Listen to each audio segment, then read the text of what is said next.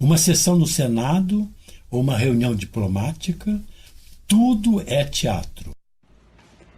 No princípio, o teatro era um lugar de canto, de festa, de alegria, onde o povo se apresentava livremente. Depois, as classes dominantes se apropriaram do teatro e resolveram criar muros divisórias e dividiram o povo. Separaram atores de espectadores. Gente que faz, gente que observa. Acabou-se a festa. Mas peraí, nós temos uma solução. Apareceu uma pessoa maravilhosa para ajudar a sairmos desse caos. Sabe quem é essa pessoa? É o Augusto Boal, é com ele que a gente vai falar, minha gente. Aguarde coisas boas, vocês vão descobrir deste homem. Show de bola! E a festa começou agora. Vamos lá! Vendo o mundo além das aparências, vemos opressores e oprimidos em todas as sociedades, etnias, gêneros, classes e castas. Vemos o mundo injusto e cruel. Temos a obrigação de inventar outro mundo, porque sabemos que um outro mundo é possível. Mas cabe a nós construí-lo com nossas mãos, entrando em cena no palco e na... Augusto Pinto Boal nasceu no Rio de Janeiro, no dia 16 de março de 1931 e faleceu no Rio de Janeiro no dia 2 de maio de 2009. Foi diretor de teatro, dramaturgo e ensaísta brasileiro. Uma das grandes figuras do teatro contemporâneo internacional. Fundador do Teatro do Oprimido, que alia o teatro à ação social. Suas técnicas e práticas difundiram-se pelo mundo, notadamente nas 3 últimas décadas do século XX, sendo largamente empregadas não só por aqueles que entendem o teatro como instrumento de emancipação política, mas também nas áreas de educação, saúde mental e no sistema prisional.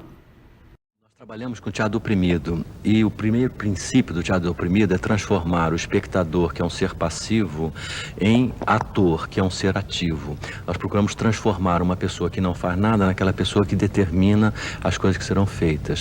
A árvore do teatro do oprimido. Boal sempre insistiu que as técnicas que compõem o método do teatro do oprimido não surgiram como invenção individual, e sim como consequência de descobertas coletivas, a partir de experiências concretas que revelaram necessidades objetivas. Cada uma das técnicas do teatro do oprimido representa uma resposta encontrada por Boal e pelos colaboradores e colaboradoras que acumulou ao longo de sua carreira. A árvore foi símbolo escolhido pelo próprio Boal para representar seu método, por estar em constante transformação e ter a capacidade de multiplicação. A árvore do teatro do oprimido representa a estrutura pedagógica do método, que tem ramificações coerentes e interdependentes. Cada técnica que integra o método é fruto de uma descoberta, é uma resposta a uma demanda efetiva da realidade. Suas raízes fortes e saudáveis estão fundadas na ética e na solidariedade e se alimentam dos mais variados conhecimentos humanos. O solo do teatro do oprimido deve ser fértil, oferecer o acesso a saberes e base para criações. As centenas de exercícios e jogos do arsenal do teatro do oprimido estão na base do tronco da árvore, sendo fundamentais para o desenvolvimento de todas as técnicas. Esse vasto arsenal auxilia a desmecanização física e intelectual de seus praticantes, estimulando-os a buscar suas próprias formas de expressão. Na árvore do teatro, a ética e a solidariedade são fundamentos e guias. A multiplicação, a estratégia. E a promoção de ações sociais concretas e continuadas para a superação de realidades opressivas, que é a meta. Tudo através da democratização dos meios de produção artística, direito humano que é fundamental.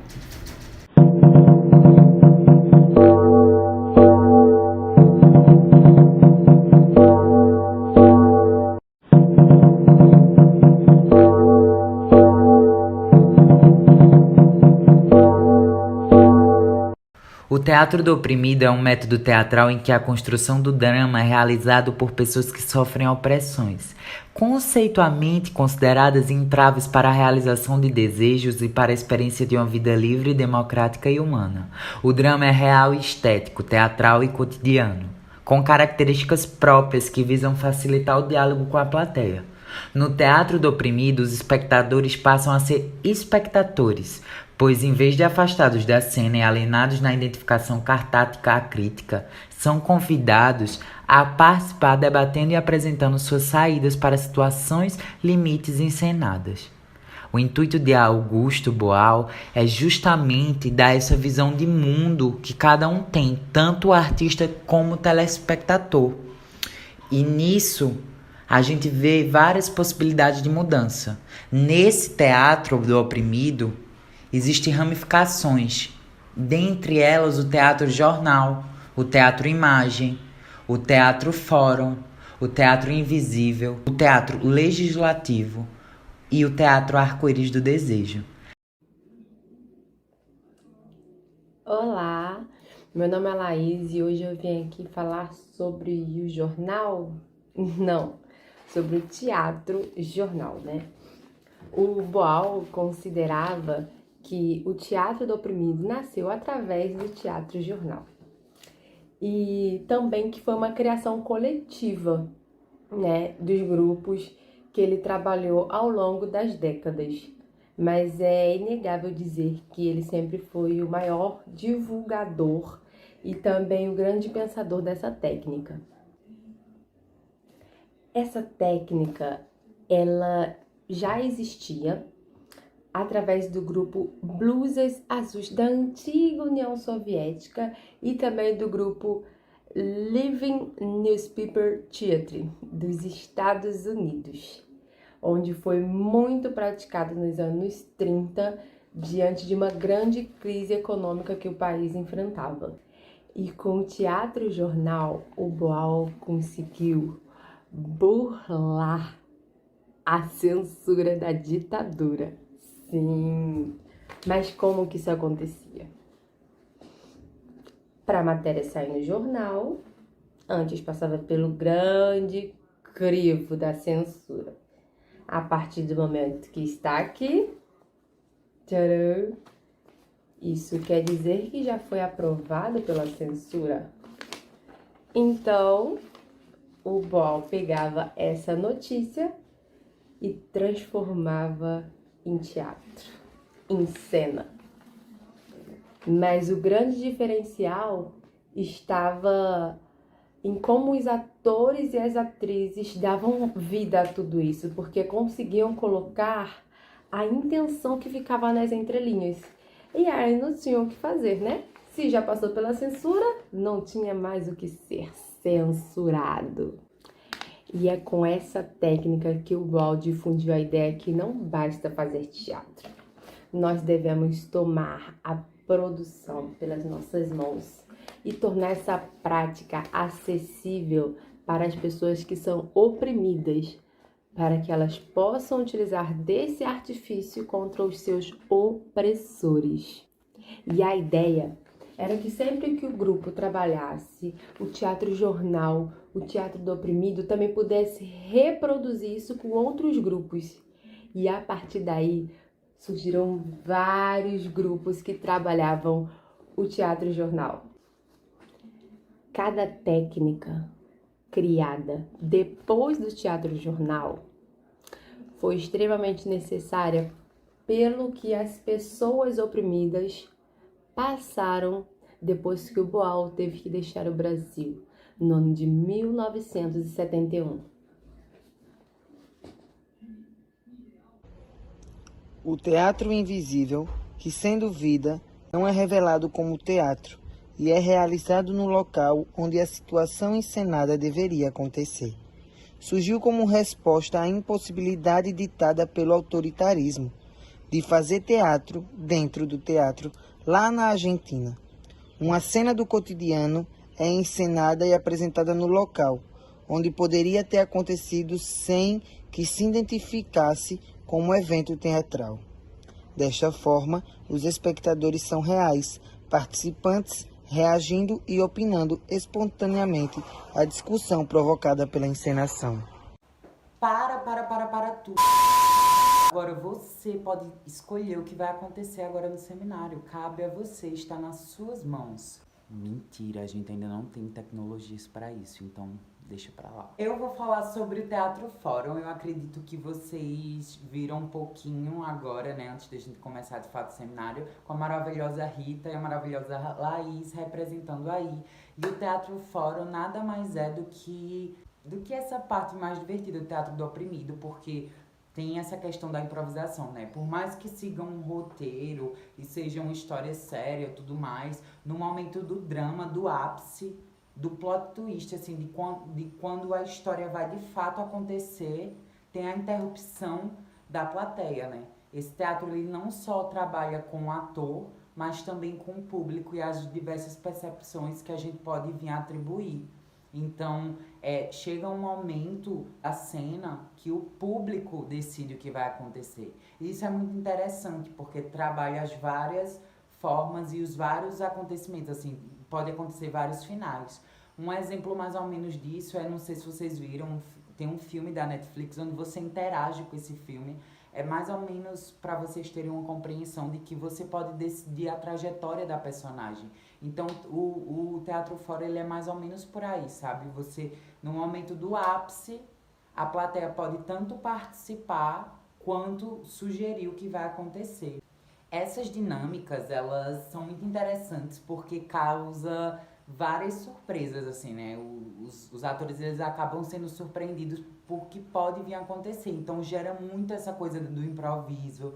Pode ser algo muito engraçado, dependendo da trajetória da história. Então, assim, muitas vezes o final pode ser trágico, ou um final que estaria sendo trágico no roteiro tem um final de justiça, ou de vitória, ou cômico mesmo. Então, assim, cabe ao espectador que tá ali participando decidir o que vai acontecer. Então, assim, não segue um roteiro, não é algo específico, sabe? Ele vai se transformar de acordo com aquele público que tá ali. Então, é sempre algo novo.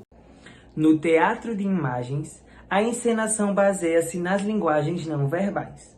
Essa foi uma saída encontrada por Boal lá no Chile para trabalhar com os indígenas, de etnias distintas, com línguas maternas diversas, que participavam de um programa de alfabetização e que precisavam se comunicar entre si. Esta técnica teatral transforma as questões, problemas e sentimentos em imagens concretas. A partir da leitura da linguagem corporal, busca-se a compreensão dos fatos representados na imagem, que é real enquanto imagem. A imagem é uma realidade existente, sendo ao mesmo tempo a representação de uma realidade vivida.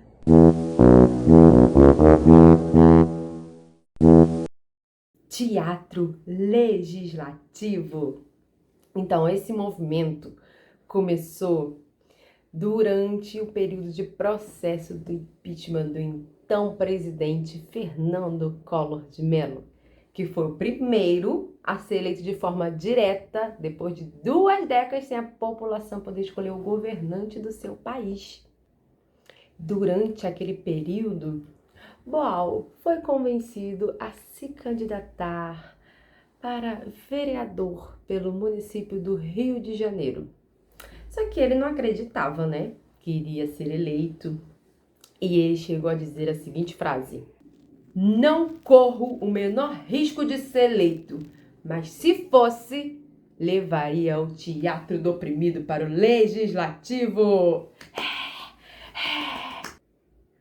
Ledo engano. A companhia político-teatral Augusto Boal fez uma campanha que, tcharam, Boal foi eleito vereador no município do Rio de Janeiro.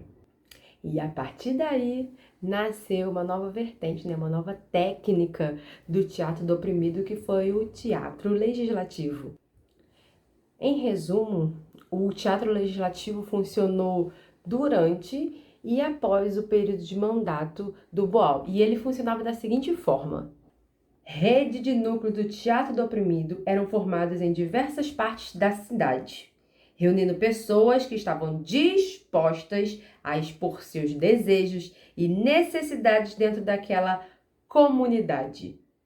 A partir daí eram montadas cenas de teatro fórum, coordenada pelos integrantes do teatro do oprimido. O palco principal era a calçada da Câmara na Cinelândia e a arquibancada era a escadaria. E os vereadores também eram convidados a fazer parte, porque a intenção era mostrar o que acontecia ou deveria acontecer dentro do plenário, a partir dos problemas expostos pela população, ou melhor, pelos atores. E não é que essa ideia deu super certo. Por meio dessa ideia revolucionária foram aprovadas 13 leis municipais. E fora as outras PLs que também foram discutidas, né? Do teatro legislativo também saiu a proposta que resultou em 1997, após o final do mandato de Boal, a primeira lei brasileira de proteção às testemunhas de crimes, que inspirou a lei número 9.807. Olha que arraso, gente. O teatro legislativo ajudou a formar diversas leis. Olha o poder que a nossa arte tem. Estimulando o pleno exercício da cidadania, o teatro legislativo continua a todo vapor e manda um recado.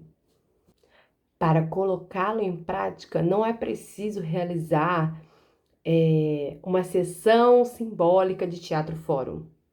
O principal é recolher projetos de lei por escrito, debatê-los com o grupo popular, fazer contato com especialistas no tema e assessores legislativos para ver quais deles podem dar encaminhamento às PLs, que são os projetos de lei.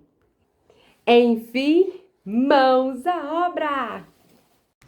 Bom, minha gente, tem mais uma técnica maravilhosa para a gente falar, que o Augusto Boal desenvolveu. Isso por conta de uma experiência que ele teve na Europa, quando ele estava exilado. Acostumado com problemas concretos, onde o opressor se fazia presente e o oprimido ali, vivenciando aquela angústia perante aquele problema causado pelo opressor, percebendo que lá na Europa não existia esta constatação desse problema. Mas acontecia casos de muitos suicídios. Pessoas que se sentiam vazias, sem sentidos na vida, preocupados com o futuro, mas que não conseguiam sair daquela situação onde se encontravam. Aí o Boal pensou, poxa vida, como é que a gente vai trabalhar o vazio nas pessoas de uma forma concreta? Aí ele pensou o seguinte, claro, teve colaboradores, a sua própria esposa, que também trabalhava na área, né, de clínica mental, o ajudou. Ele desenvolveu uma técnica maravilhosa chamada arco-íris do desejo. Poxa, o que quer dizer isso? Quer dizer que eu posso descobrir, através de técnicas, mecanismos que possam botar para fora aquilo que me impede de realizar meus desejos. Ai, que maravilha! Eu queria aprender. E eu vou aprender, com certeza. Então, o que é que consiste essa técnica? É feita em grupo, tá? Não é uma situação de terapia, mas parece terapia, ajuda tanto, tá? Então, veja só, eles colocam aquelas pessoas num grupo, onde cada um vai debater sobre sua situação, né, de conflito que estão vivenciando naquele momento, e eles vão dramatizar aquelas situações. Então, eu vou dramatizar problemas, tá, introjetados das pessoas, que podem também coincidir com os meus. E ali, naquela forma de você colocar no seu corpo a sua dificuldade, tá, de emoções que você não sabe objetivá-las, aí você consegue perceber saídas de como sair daquela situação.